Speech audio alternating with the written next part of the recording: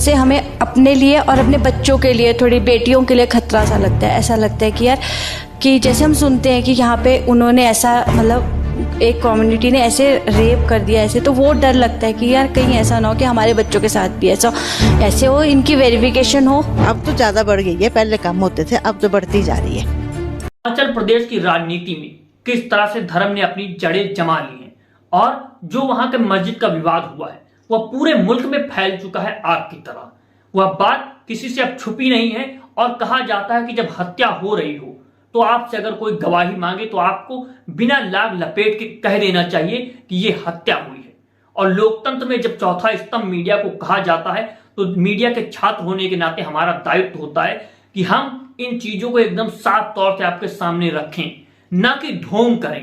किस तरह से आप देखिए कि मीडिया संस्थान, जिनको गोदी मीडिया कहा जाता है, वो वहां पर जा रहा है और फिर पूरे फिल्मी अंदाज में इस तरह से फिल्म बनाई जा रही है, घंटी बजाई जाती है, पूरी स्क्रिप्टेड जवाब होते हैं, स्क्रिप्टेड सवाल होते हैं, उन्हीं सवालों को पूछा जाता है और उसी तरह के मिले जुले उत्तर भी आते हैं। आप देखिए कि वीडियो में किस तरह से बाकायदा स्क्रिप्ट के साथ घंटी बजाई जा रही है। गेट खुला हुआ है लेकिन फिर भी घंटी बजाई जा रही है। गोदी मीडिया पूरी तरीके से फिल्म बनाने में जुटा हुआ है। सामने आप देख सकते हैं इनके घर हैं, तो आइए जानते हैं किस तरह का माहौल।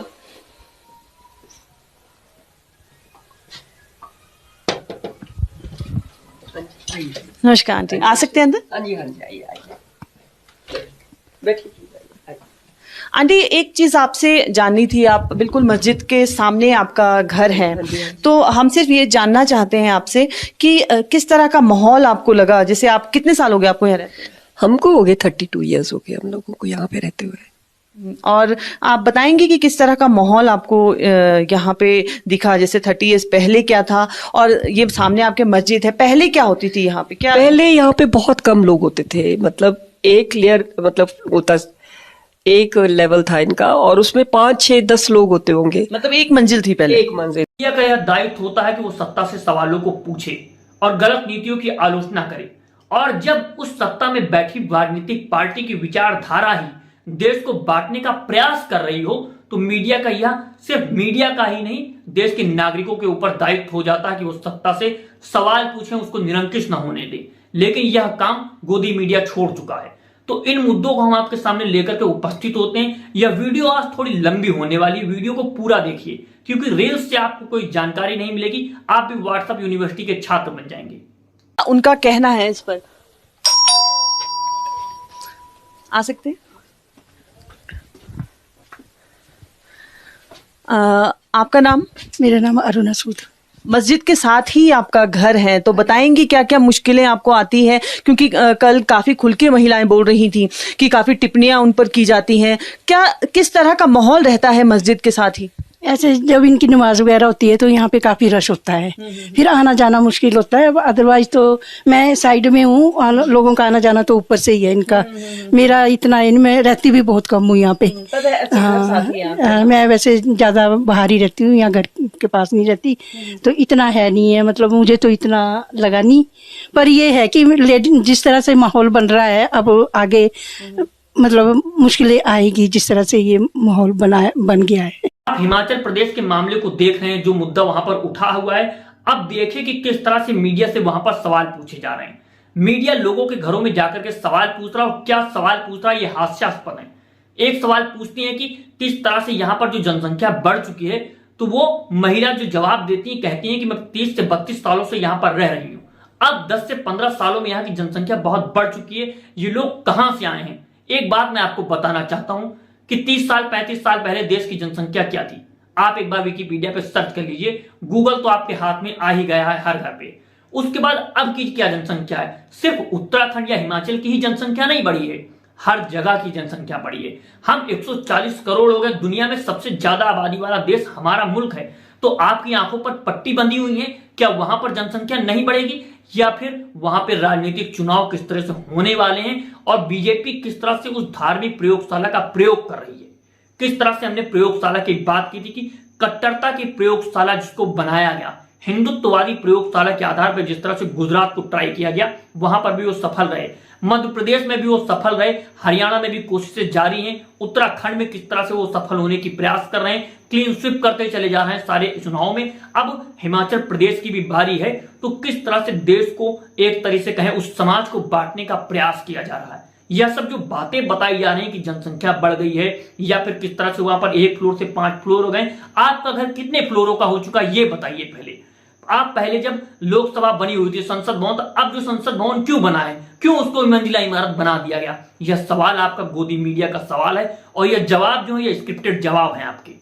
मुझे ऐसे जो पुराने लोग रह रहे हैं उनसे मुझे कोई प्रॉब्लम नहीं है, पर ये कि जो अभी नए नए आ रहे हैं उनसे हमें अपने लिए और अपने बच्चों के लिए, थोड़ी बेटियों के लिए खतरा सा लगता है। ऐसा लगता है कि यार, कि जैसे हम सुनते हैं कि यहाँ पे उन्होंने ऐसा मतलब एक कम्युनिटी ने ऐसे रेप कर दिया ऐसे, तो वो डर लगता है कि यार कहीं ऐसा ना हो कि हमारे बच्चों के साथ भी ऐसे हो। इनकी वेरिफिकेशन हो, जो वेरीफाई हो रहे हैं उनको यहाँ पे रहने दिया जाए, बाकी सबको यहाँ से भेजना चाहिए।